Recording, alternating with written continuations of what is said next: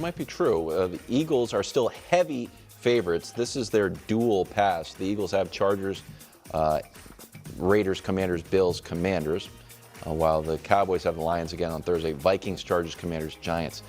Man, I could see it. So, are you giving the Cowboys any chance to catch the Eagles? Leave that up for a second, because it's very simple.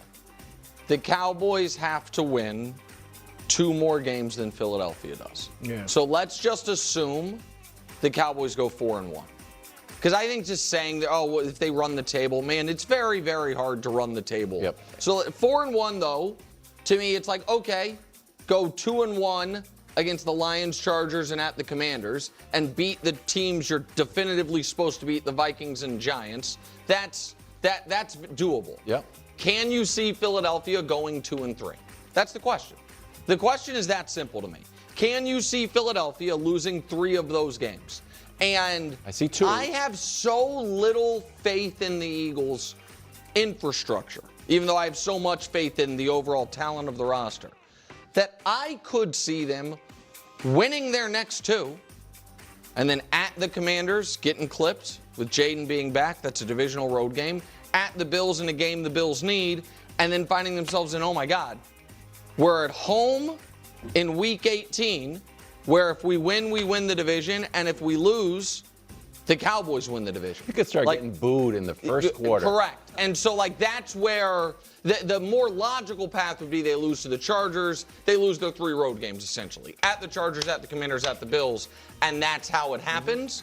But I think Philly's D-line is good enough to beat the Chargers alone. Like the Chargers banged up offensive line, Philly D-line, that should swing that game. I just don't trust right now, Brew, Philadelphia's ability to stave off a 2023-esque collapse. Well, I think the chances are very slim that the Cowboys can pass them. They're not non-existent. Yeah. And I will change I think this week's game is huge. I don't think Philly has fallen off as much as you do. I feel like they're fine. You lose some games in the regular season. You have some bad performances, but they have championship mettle. They'll be fine. If they lose to the Chargers, 3 straight losses, that's when I will believe the supernatural funk is here. Okay. So if they lose to the Chargers, it could be worse than you point out. If they lose to the Chargers and the funk comes back, they darn near lost out 2 years ago. Yep. After going 10-1. So I think they could really fall off, and that would be the problem. But I expect them to beat the Chargers, and then they'll be fine, and they'll hold off the Cowboys. So when I'm back in this seat, I can just tell more ridiculous stories. When I'm over there, I have to do hardcore. You got a Reddit post? No, I've read one Reddit post. I was in a relationship. Wow, this will be good. This will be good. This is serious. Lean in here. It's like early 20s. And we went on a double date. Early 2020s? Early 20s. I was in my 20s. I was 20-something. And we went out on a double date with another couple who eventually got married. And I thought I was in a good relationship. And then I saw how they were interacting. I was like, oof. You guys are really in love, huh? I thought I was doing good. Wow. But I was like, we don't rock like that. Yeah. When you say that the Eagles are fine, the Patriots are fine, we see the Bears locker room is fine. I see how the vibes in Seattle are fine. The Rams are fine. The Eagles are not fine, man. They're not even close to fine. The Carolina but the vibes, all right. How about the Bears if the Eagles lost to the Carolina Panthers, this is what we do fine, with the Eagles. What I'm saying. We were doing this last year. A.J. Brown's reading books on the sideline, and we think they're in trouble. They're in trouble. Well, so two very quick things. First one, what I thought you were going to say is the relationship between coach and quarterback that's going to be the dichotomy Monday night. Between Jim Harbaugh, who's like, I will fight and die for the best Justin quarterback Herbert, of all time. the best quarterback of all time, and then what has always seemed to be, a marriage of convenience between Sirianni and Hurts. I thought that's where you were going with it. Here's what I would say to you, Brew. If we were to say all of the teams in the league that are 8-4 or better, power rank them and most likely to collapse. Yep. I think everyone would have Indy right now number 1. Yes. Because the quarterback's got a hairline fracture. He's got a broken leg. And then the next 2 picks, I think, would probably be the 2 teams playing this weekend. Okay. Whew. It's going to be an interesting one.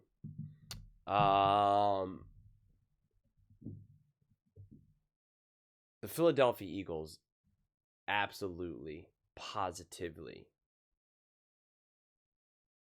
could miss out without a shadow of a doubt. Because they're not playing good enough. It's that simple. And I have bashed the whole supernatural funk. And I talked about coaching and the defense. I hashed that out a million times. And I also said that 10-1 record was misleading. That team was really held together with Scotch tape and super glue. And that it just is what it is. And how this year you now have some similarities because the coaching, specifically the offensive coordinating. But I would say that this roster is fundamentally better, and you still have a lot more stable of a defense and Fangio, et cetera, and this team knows they won a Super Bowl, right? They know what they can achieve. They got the players, they got the experience, etc. But the reality is that even in 23, we saw them lose against backup, terrible teams, terrible quarterbacks. Like, they were in a free fall. And I'm not saying that's where they're in now. But to reject that that's a possibility, I think would mean that you're just not looking at it through a clear enough lens. And you're not being honest enough given the situation. And the problem, and I talk about this a lot, and I talked about this when I was making a Detroit Lions clip, is that, like, a good coach can problem solve, can troubleshoot. And that's what the Eagles need right now. So when you look at some of these other teams that are like, oh, they're going through a rough patch or some losses, like, you're relying on the coaching staff. Think about when their defense has some issues for the Eagles now. Like, who are you relying on? You're relying on Fangio to figure it out. That's what you're relying on. You're not just like, Cooper DeJean needs to be better. You're like, no, Fangio needs to figure something out right now. He needs to figure out a solution to X. Like, that's where you go.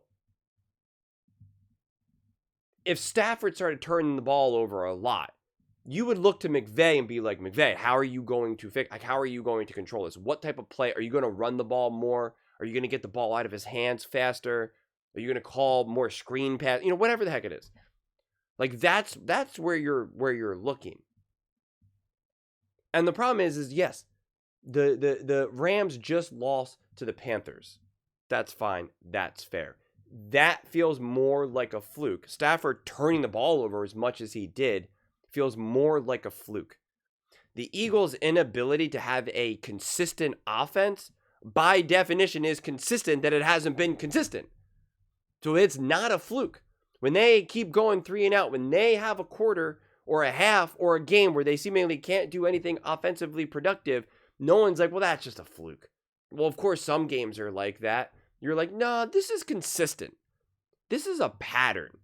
And now the problem is, if you had the coach that you trusted, whether it be a Shane Steichen or Kellen Moore, I'm just trying to keep with the coaches that the Eagles have obviously had, you'd say, okay, we've been here before, or they know how to solve it, whatever it is, you'd say Kellen Moore understands Jalen Hurts deeply. He understands how to maximize A.J. Brown, Devontae, Saquon, Jalen, etc. You don't have that sense right now. I am very much a coach-forward person. I look at football very much through a coaching lens. That should be obvious to anyone who watches any of my videos. I am always a very coach-forward person. And so that is very much the lens that I'm looking at. The players absolutely have to execute. And even when, if you remember, when the Vikings, when Jalen Hurts and the Eagles played that game and they beat the Vikings, and it was like Jalen Hurts threw for, 360 yards, perfect passer rating, right? This awesome game. And I came out and said, that's awesome. It's great. This is exciting. This is the type of game that you needed to have. I think it was after they lost to the Giants. I think it was. Whatever it was obviously like a moment when the Eagles needed that. And I said, this is great to see. I said, but there are little concerns because I was like, a lot of this was Jalen Hurts now. Like this was Jalen Hurts doing a lot of stuff off script, extending plays, etc. I was like, this was not necessarily within the structure of the offense. Like I didn't see that game and say, well, that's Kevin Patullo. Like he put together a game plan. He put together, some plays, etc. Like that, the play calling, game management. I'm like, that was the players. That was Jalen Hurts. That was Devontae. That was AJ. I'm like, that's what that was. That's what that was. And I was like, so it's still a little, I said that immediately in that post game. You can see the coaching impact. You can see the player impact. Ben Johnson, the Chicago Bears going up against Philadelphia, goes, you saw the coaching. You saw the coaching. You saw the coaching. Even the Eagles and Jalen Hurts' best game of this season, it's like, that was not coaching. And like that becomes a problem because that's less sustainable. It's just less sustainable. You can't constantly rely on the greatness of the players game after game after game. It's not sustainable. Even when the Eagles beat the Cowboys in week 1, I was like, that was also Jalen Hurts. Like all of the touchdowns, all of the production, I was like, well, that was magical. That was not magical. It's too strong of a word, but like that was, again, a lot of times relying on Jalen. It's like you're relying on Jalen to like, there was a handful of like key conversions that they needed, and it was like the play wasn't there. Jalen had to pick it up with his legs, whatever it may be, and it's just like, I want to see Kevin Patullo dial up a great play where I'm like, Dallas Goedert at 3rd and 4, he's wide open. Awesome job. Awesome play design, awesome play call. Boom, boom, boom. It was set up earlier in the game. Nice, Kevin Patullo. So you're not seeing that. And the only few times that I saw Kevin Patullo like dial up something where I'm like, oh yeah, that was nice, was like against the Bucs with Dallas Goedert. I've referenced this now many times. Some of the tight end plays where I'm like, okay, that's nice. That's nice. And so then that's where some of the concerns, at least a lot of the concerns for me, comes through. So, to just have this unconditional or this unbreakable confidence, I don't think it should be there. And you can't just say, well, the Eagles won the Super Bowl, Jalen Hurts is an MVP, AJ Brown, Devontae, Saquon, like, yeah, that it's like, it's all true. But this still all needs to be tied together with coaching. It just does. And the Eagles defense was not good against the Chicago Bears. And I blamed Fangio. And I was just like, they were daring them to run. And I kept saying, why are you daring the team that wants to run to run? Like, that's dumb. And again, the Eagles' philosophy is very much like, we want to do what we do best.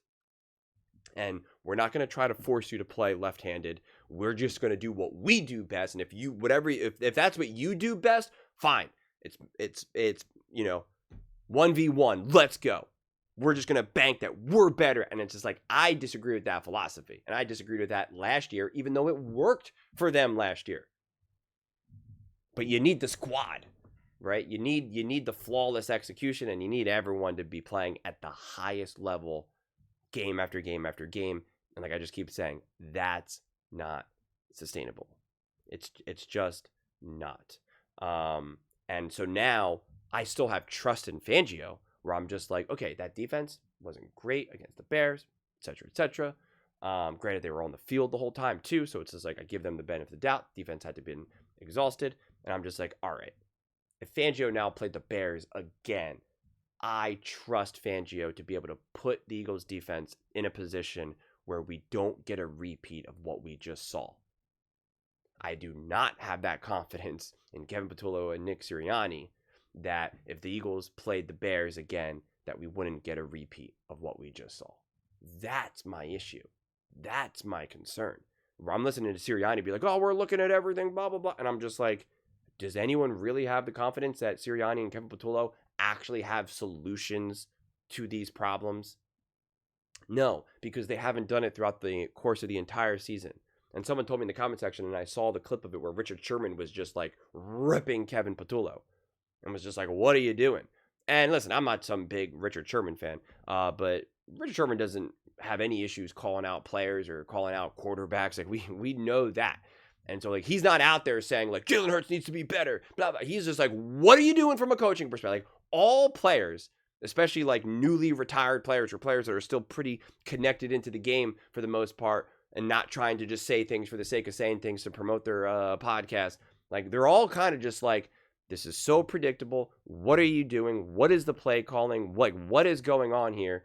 And, you know, if that is the problem, that problem doesn't magically get solved right now.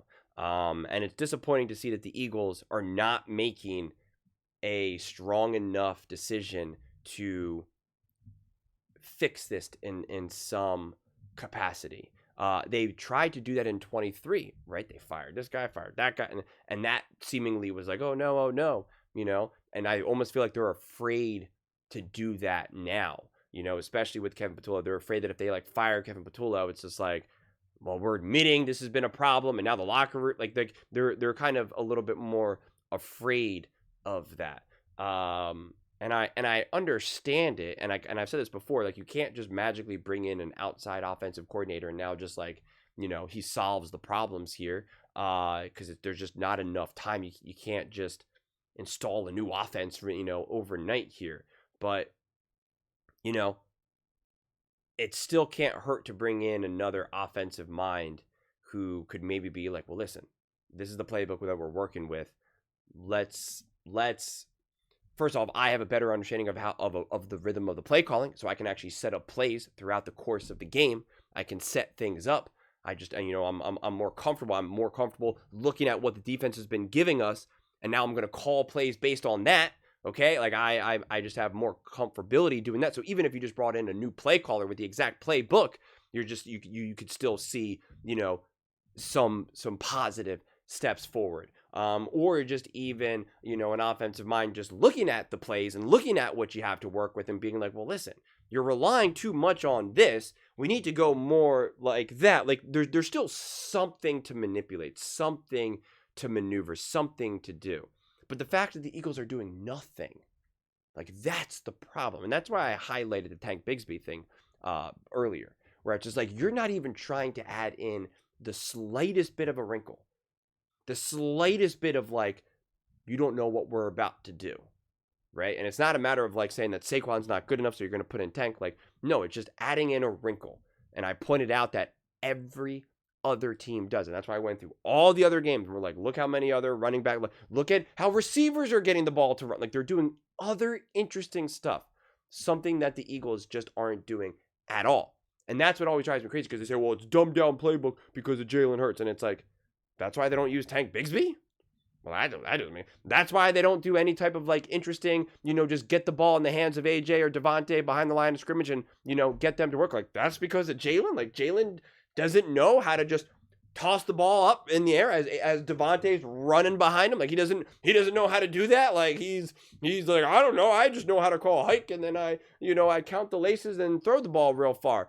So it's just like, it doesn't really make a lot of sense. It's coaching. It's game plan. It's game management. I mean, like you're seeing all these, you know, interesting things that these teams are doing throughout the course of the season, and you see none of it.